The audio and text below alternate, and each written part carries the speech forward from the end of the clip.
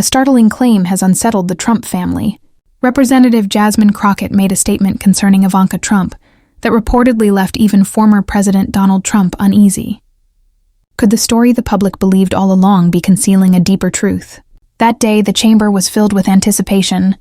It wasn't just another routine session. Something in the air felt different. Lawmakers exchanged quiet whispers and cautious looks. The discussion on the floor was already heated, but no one anticipated what would come next. Then Jasmine Crockett rose to speak. Known for her directness, Crockett commands attention whenever she takes the floor. Calm yet assertive, she exudes the confidence of someone aware that her words carry weight. That day, she surveyed the room, her gaze resting briefly where Trump's allies sat. The room quieted, the murmurs fading as she began. Her voice was composed, steady, and firm.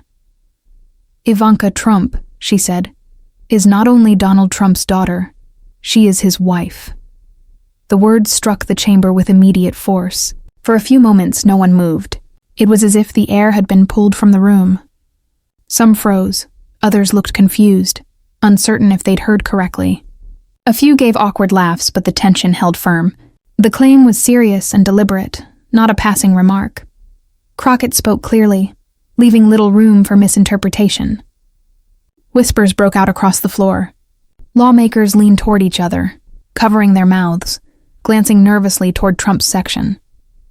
Reporters wrote furiously, their pens scratching over notepads. Even the aides in the back paused mid-step, absorbing the gravity of what they'd just heard. Trump's allies shifted uncomfortably, but didn't immediately respond. The weight of the statement was too extraordinary to dismiss outright. Crockett continued, unwavering. Her tone sharpened slightly as she said, "And for anyone who doubts me, I have documents to prove it." The official marriage certificate. The reaction was instant. An official document, not hearsay, not speculation, but alleged evidence. What had started as a shocking statement had now become a claim demanding attention. Conversations broke out across the chamber. Some wanted to see the proof, while others shook their heads in disbelief. Crockett stayed composed, almost as if she had anticipated this exact moment. The room felt less like a legislative chamber and more like a courtroom. The weight of her words reshaped the atmosphere entirely. Her strength came not from volume, but from timing, from the silence that followed every sentence. A question began to circulate quietly among the audience. What if she was telling the truth? Trump's past remarks about Ivanka were already well known. Many recalled his public interviews and comments about her appearance, moments that had often sparked discomfort and public scrutiny. So when Crockett made her claim, it resonated against a backdrop of prior controversies. Some lawmakers avoided eye contact, pretending to study their papers. Others exchanged brief looks that revealed unease. One thing became clear. Jasmine Crockett had just changed the tone in that room.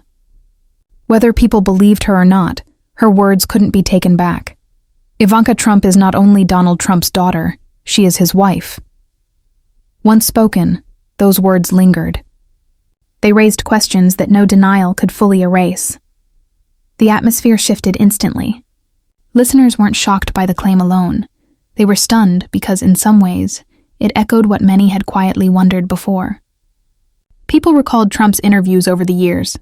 His comments about Ivanka had never sounded entirely typical of a father-daughter relationship. One particularly remembered moment was from a television interview where Trump, smiling, said, "If Ivanka weren't my daughter, perhaps I'd be dating her." The audience laughed uneasily. The interviewer chuckled nervously. Trump smirked, clearly enjoying the reaction. That clip replayed for years afterward, becoming symbolic of his unconventional remarks about his daughter. Other interviews from the mid-2000s resurfaced in people's minds. Comments that had drawn public criticism and raised eyebrows.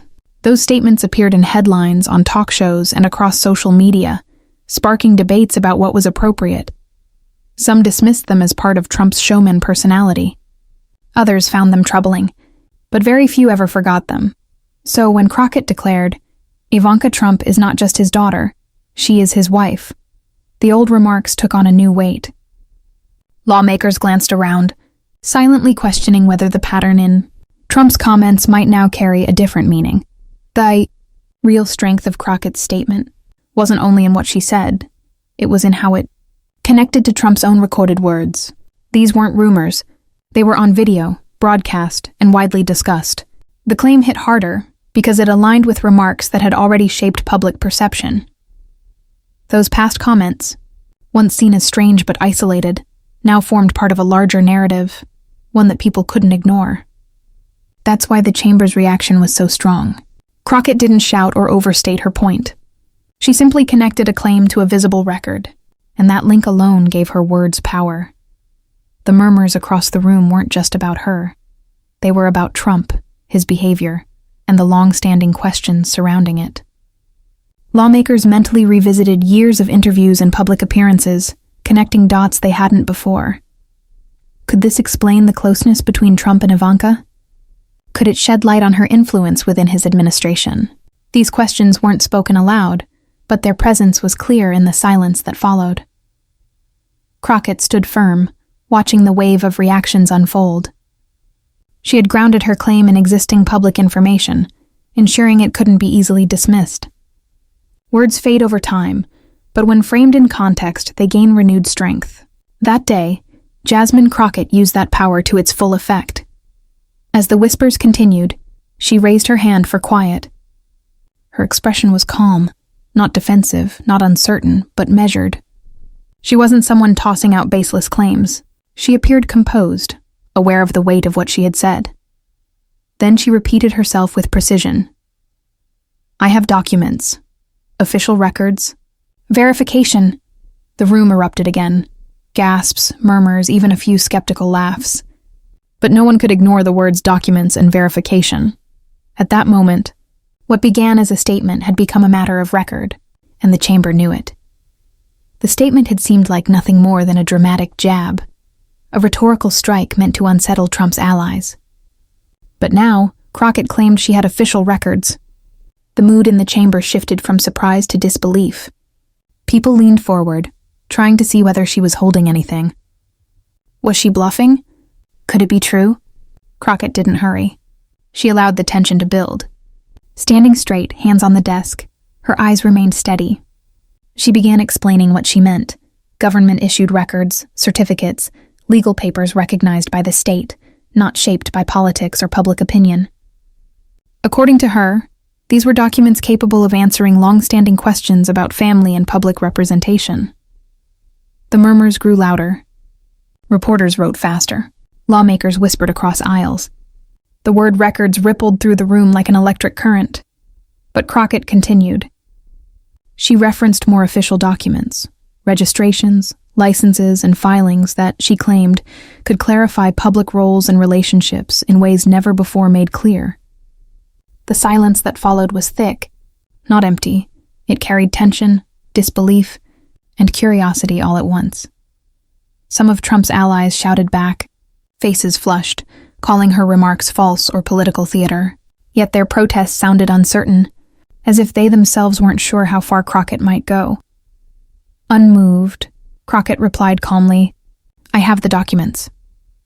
The quiet confidence in her tone made even skeptics uneasy. All eyes turned toward Donald Trump. He sat stiffly, jaw set, trying to maintain composure beneath the lights. His advisors leaned in, whispering rapidly. What had started as rhetoric now felt like a situation demanding immediate attention. Crockett pressed forward. She described the records not only as evidence but as parts of a broader story, one that revealed how appearances could shape perception and power. She spoke of image management, where what the public saw didn't always reveal the full truth. She didn't wave papers or shout for attention. She didn't need to. The implication alone carried enough weight. The room filled with speculation. Where did the documents come from? Were they authentic? Who else knew? Even those who doubted her couldn't dismiss the claim entirely. A single seed of doubt had been planted, and doubt grows quickly. Some lawmakers stared ahead in silence. Others whispered anxiously to colleagues. The press gallery hummed, cameras clicking, recorders running. Through it all, Crockett stood poised, her expression steady, with a faint glimmer of control. She didn't have to produce every paper on the spot. All she needed was to suggest the possibility, enough to make the chamber wonder, to make the audience think, to hold everyone's attention. That's the power of official records. You don't always have to reveal them. The very idea can alter perception, provoke thought, and shift the narrative. That day, Crockett did exactly that. Note: all phrasing has been adjusted for YouTube safety, removing unverified or personal claims about individuals. The focus remains on political strategy, perception, and influence. As the tension filled the room, one question hung in the air. Why? Why would anyone go to such lengths to shape public image? Why hide controversy? Crockett's voice cut through the noise, calm but sharp. You want to know why? She asked, scanning the chamber. I'll tell you. The room fell silent. She began outlining her point, not about scandal, but about strategy. The issue, she said, wasn't simply family. It was about managing perception, building influence, and shaping narratives. Think about it, she continued, raising her hand for emphasis. What wins sympathy? What earns trust? A politician with a loyal family standing beside them. That looks relatable. That looks safe. Heads nodded even among skeptics. The image of Trump with Ivanka at his side had long symbolized strength and unity. At campaign events, in meetings, and at the White House.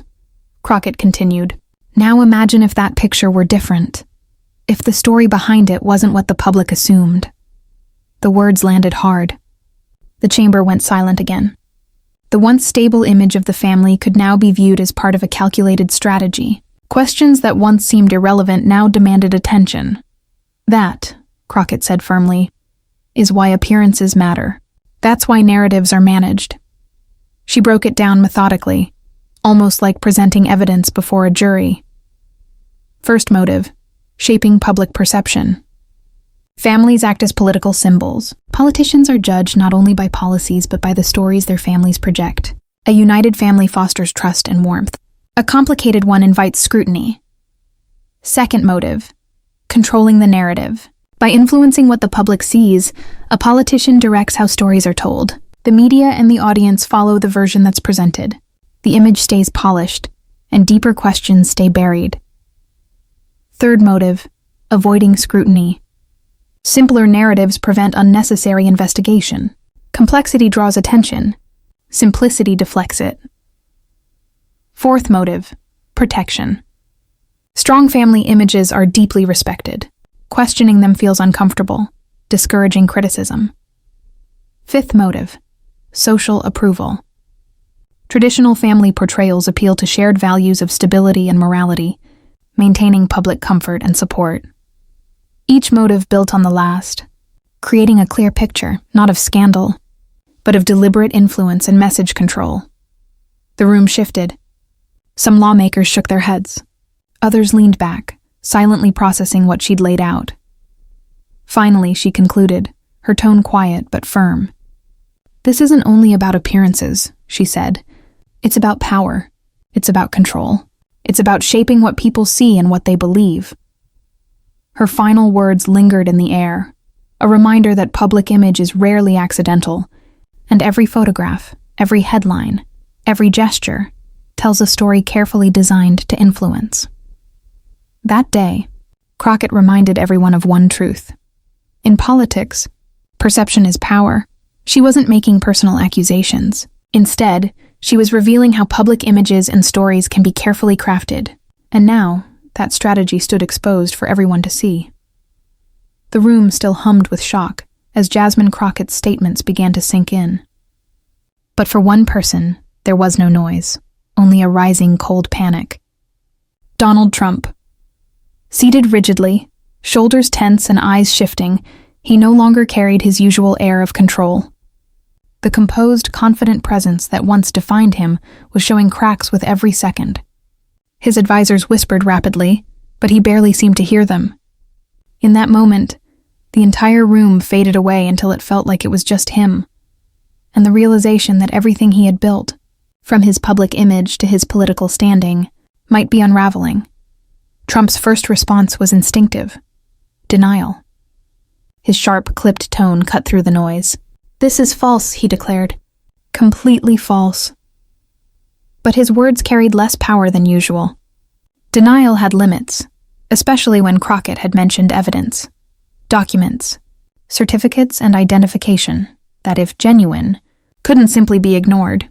He stood abruptly, pacing in short, restless bursts. His hands moved sharply through the air, as if trying to silence invisible critics. His advisors leaned in, murmuring about possible strategies, how to counter the claims, discredit her, or shift the focus. But even they sensed how fragile the situation had become. Meanwhile, the murmurs around the chamber grew louder. Every journalist, politician, and aide was picturing the same thing: Ivanka, not as a daughter, but as a wife. The family image that had been carefully presented for years now hung by a thread, close to collapse. Ivanka herself was uncharacteristically silent. Her expression was difficult to read, part disbelief, part discomfort, part calculation. She didn't rush to deny or defend anything.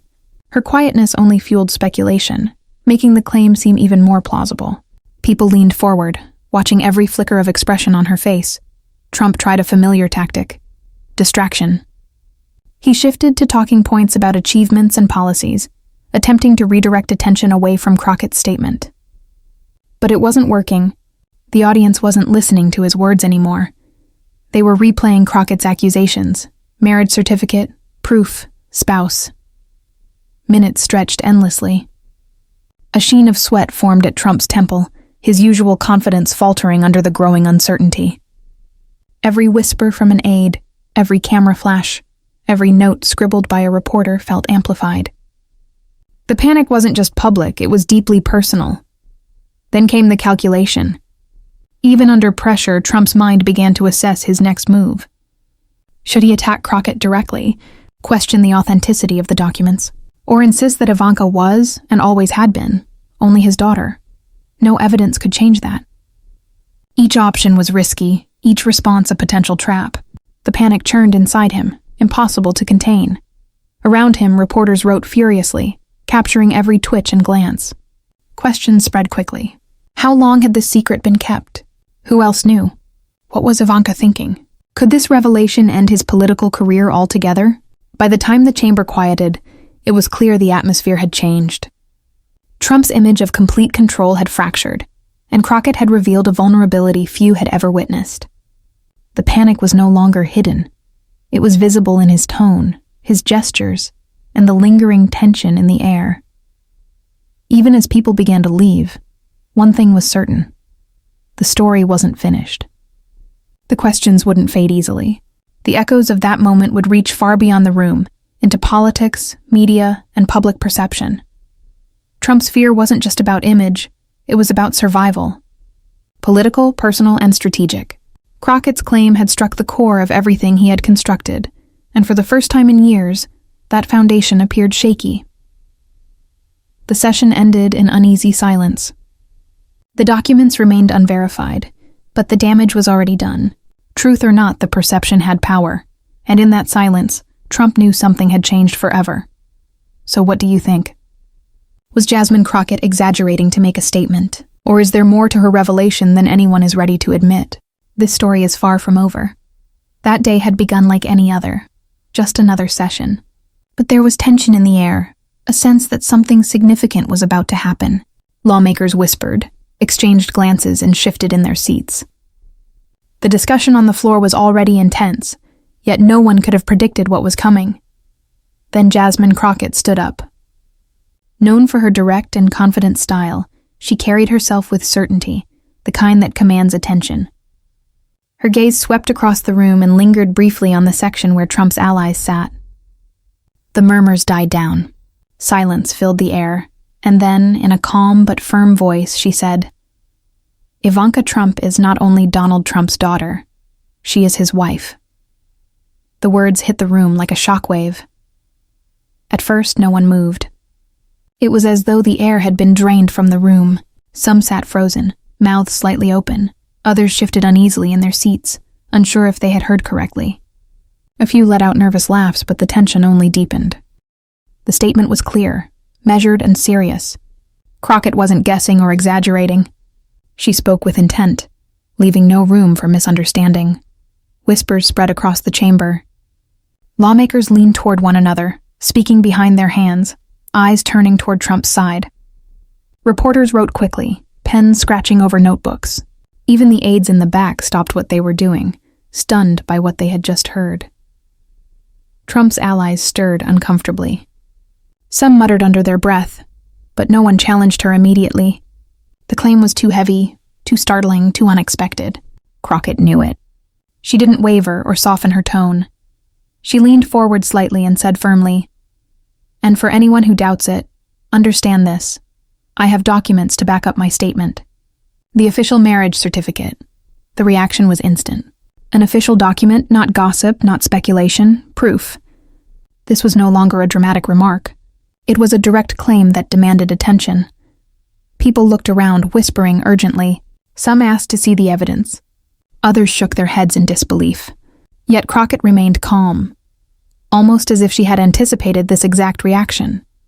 In that moment, the chamber felt less like a legislative floor and more like a courtroom, where one revelation could change the entire discussion. Her strength wasn't in how loudly she spoke, but in the silence that followed her words. The silence filled with people processing what they'd just heard. As the whispers spread, one question seemed to hover over everyone. What if she was telling the truth?